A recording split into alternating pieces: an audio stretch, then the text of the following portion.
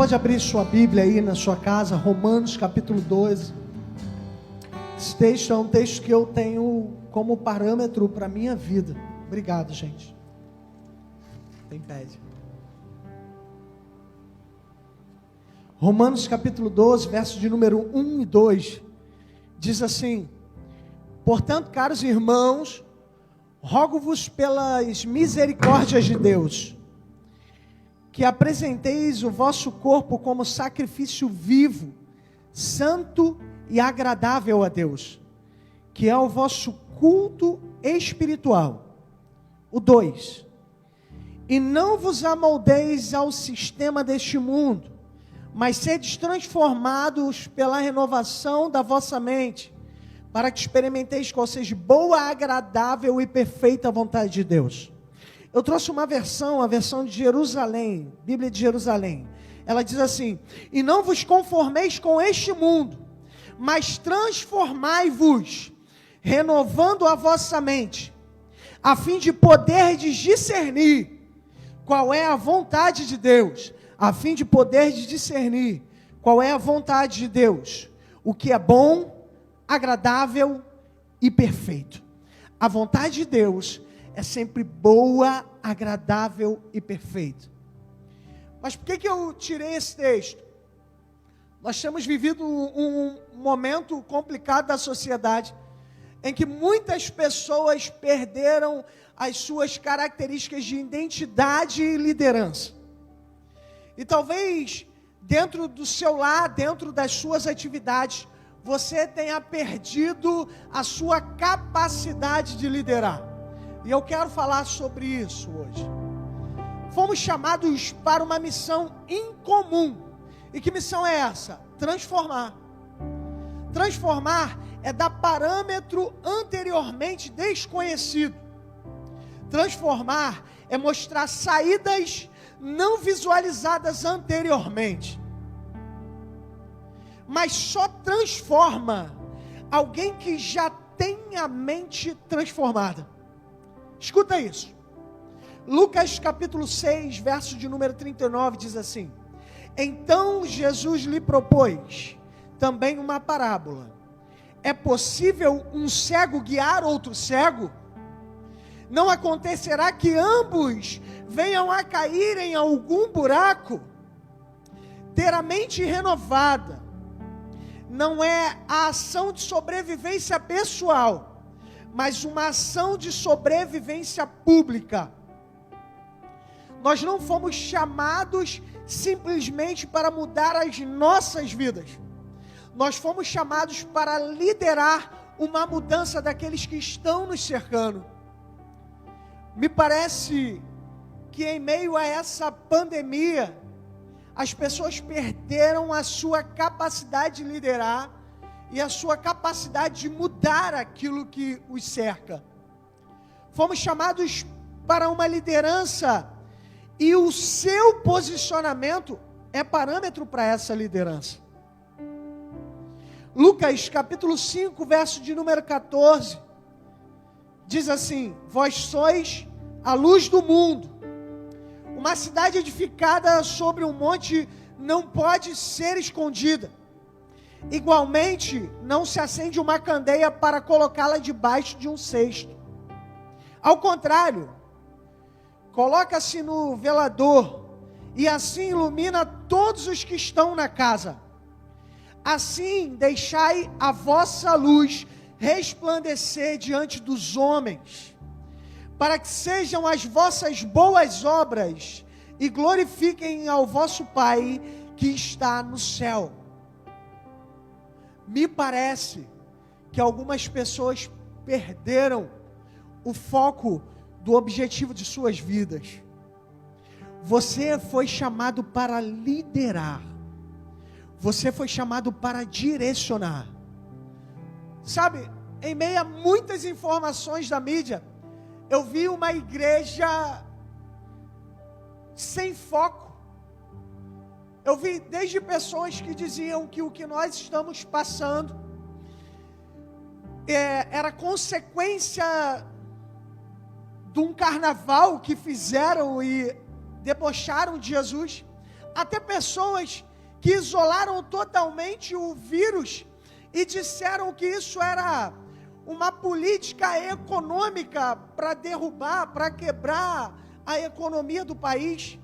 Mas era perceptível que a igreja perdeu o seu foco, que a igreja como pessoa, não como organização, mas as pessoas como igreja perderam o seu foco, porque nós não fomos chamados para falar, para gritar, para chorar, para espernear. Nós fomos chamados para liderar.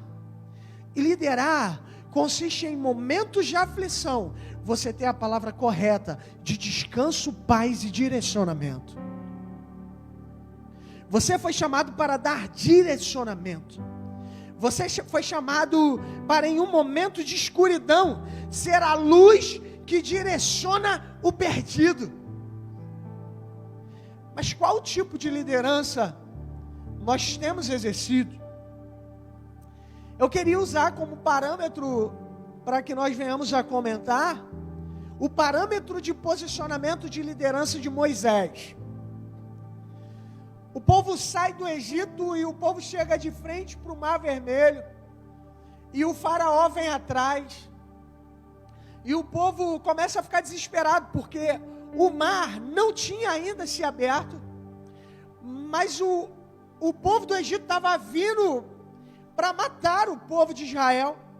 E no Êxodo capítulo 14, verso de número 11, diz assim: e reclamando a Moisés, está falando do povo, o povo dizia o seguinte: não havia talvez números suficientes de sepultura no Egito, e por isso nos tiraste de lá, para morrermos no deserto, porque nos traste assim, faze-nos sair do Egito para morrermos aqui. O 13, observe como Moisés falou com o povo após o desespero do povo. O povo está pensando: nós vamos morrer aqui, o povo do Egito vai nos matar, os soldados de Faraó vão nos matar. Mas olha a liderança coesa que Moisés exerce nesse momento. Então Moisés o encorajou, o seu povo: não temais, permanecei firmes e vereis que o Senhor fará hoje mesmo para vos salvar a todos. Porque os egípcios que vedes neste momento, nunca mais os tornareis a ver. Em um momento em que o povo está: nós vamos morrer aqui. Em um momento em que o povo está desesperado. Moisés, tu tirou a gente do Egito para a gente morrer aqui, mortos pelos soldados de Faraó, ou mortos afogados nesse mar, fugindo dos soldados de Faraó. Moisés diz o seguinte: ei, fica calmo, fique tranquilo, porque mediante aquilo que Deus vai fazer na tua vida, vai ser a última vez que vocês vão ver esses soldados. E você já conhece a história. Você sabe que o povo de Israel passou a seco no mar, e o povo egípcio acabou morrendo no mar. Mas eu tirei 3 características que eu queria comentar de Moisés, e eu queria trazer para a nossa vida. Primeiro, o posicionamento esperado por Deus para nós não é de desistência do novo, mas é de firmeza e tranquilidade na promessa. Vou repetir: o posicionamento esperado por Deus para nós não é de desistência do novo, mas de firmeza e tranquilidade na promessa. No meio de toda a aflição, não podemos ceder ao desespero, mas devemos estar firmes no propósito. Talvez o posicionamento que você tenha aí na sua casa, talvez o posicionamento que você tenha na sua liderança, seja em qualquer das partes da tua vida que você exerça a liderança, talvez não seja um posicionamento favorável ao novo. Mas deixa eu te falar uma coisa: existe um novo para você hoje. Talvez as pessoas que estejam do seu lado, elas não consigam enxergar isso, mas tem um novo para você. E o novo pode até parecer assustador, mas quando você atravessar o mar, você vai colher frutos que antes você não tinha colhido. Quando passamos por tudo isso, provaremos de algo novo projetado por Deus. O nosso Deus é um Deus que promove renovo a cada momento. Viver em novidade de vida tem exatamente esse significado. O significado de estar disposto a provar algo novo. Ainda que o caos não consiga te mostrar isso. Mas existe algo novo até mesmo em meio ao caos. Em meio ao que tu está vivendo aí. Em meio à consequência de tudo que você está vivendo. Existe algo novo, projetado por Deus para você, lá na frente. Segunda característica. Nosso posicionamento precisa gerar expectativas nos que estão ao nosso lado. Como eu falei anteriormente, você não foi chamado somente para se renovar. Existem pessoas que acreditam que a salvação é uma ação única e pessoal. Não! A sua salvação, ela é impactante. E o fato de você ser salvo e mudar a sua mente vai impactar outras vidas e outras pessoas por intermédio da influência da sua liderança também será salva. Essas pessoas que estão ao seu lado, elas precisam ser impactadas por tudo o que Deus está fazendo na tua vida. Mas você precisa ser o profeta que profetiza a esperança àqueles que já desistiram. Êxodo capítulo 14, verso 13.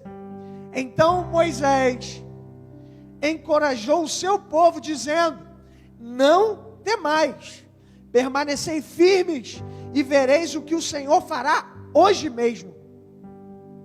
Moisés tinha absoluta certeza daquilo que Deus iria fazer. O seu posicionamento precisa gerar expectativas naqueles que te cercam. Não dê ouvido para as circunstâncias. Não dê ouvido para aqueles que não têm um comprometimento com você, como Deus tem um comprometimento com você. Foi Deus quem te prometeu. Como diz a canção, o sonho não acabou. Ainda existe muitas águas a rolar. Ainda existe muita coisa a acontecer. Mas os planos de Deus para você permanecem de pé. Lidere em favor dos planos de Deus. Ainda que você veja o mesmo cenário que todos estão vendo, seja você o profeta que vai liberar palavras inspiradoras. Não seja você profeta de maldição, mas seja você profeta de bênção. Se você olhar para o lado, existe alguém precisando de uma palavra sua. Existe alguém que está enxergando as mesmas coisas que você, mas o desespero está no coração. A Bíblia vai falar sobre a paz que excede todo o entendimento. E que nós possuímos essa paz. Porque a paz que nós possuímos não está baseada no que vemos, não está baseada no que acontece, mas está baseada em um planejamento futuro dos planos de Deus. Você não pode abandonar o barco. Ao contrário, você tem que ser o comandante que diz: o barco ainda permanece no mar. Terceiro e último. Tenha a certeza que você irá colher da promessa de Deus. Pois nós não nascemos para morrer nas águas. Tenha a certeza que você irá colher da promessa de Deus. Pois não nascemos para morrer nas águas. Ainda que pareça que está tudo perdido. Ainda que pareça que não tem jeito. Ainda que pareça que o barco está afundando. Ainda que pareça que você vai morrer nas mãos dos soldados de Faraó. Tenha certeza que aquilo que Deus prometeu vai se cumprir. Ele não é homem para que minta, e nem filho do homem para que se arrependa. Deus prometeu, sabe o que faz, e do outro lado do mar ainda tem muita coisa para viver. Esse momento é só um pequeno período, e a sua liderança vai determinar o que vai ser dos seus. Está de louvor? Eu não sei como está a sua liderança. Eu não sei aonde você exerce liderança. Na verdade, eu nem sei como é que você está administrando em você a sua liderança. Mas eu quero liberar uma palavra para você. Você não foi chamado para estar cabisbaixo ou abandonando aquilo que Deus ministrou sobre você. Mas você foi chamado para executar o cargo de liderança. Seja liderança na sua casa, seja liderança no seu trabalho. Você foi chamado para trazer boas novas. Você foi chamado para trazer o novo. Seja a liderança que você exerce no seu trabalho, no seu ciclo social, ou até mesmo na sua casa. Seja você inspirador dos seus. Seja você resgatador dos seus. Talvez aí na tua casa você tenha perdido seu filho. Talvez você tenha perdido sua mãe. Talvez você tenha perdido aí seu marido. E quando eu digo perder, eu não digo só perder para o coronavírus a nível de morte. Mas também estou falando na fé. Talvez na sua ideia você perdeu essa pessoa. Mas deixa eu te falar uma coisa. Você é o líder dessa família. Você é o líder desse lar. E nada se perdeu ainda. Tome o seu posicionamento de líder. Você foi separado por Deus para exercer essa função de liderança. Abandone essa sua postura de simplesmente observar, mas tenha uma postura mais agressiva. Tome a sua postura de líder, porque o Espírito Santo de Deus vai te direcionar. Seja você inspirador daqueles que perderam já a esperança. Eu tenho certeza que Deus vai te direcionar. Deus abençoe a sua vida. Volte a sonhar, volte a sonhar, Deus ainda realiza sonhos. Volte a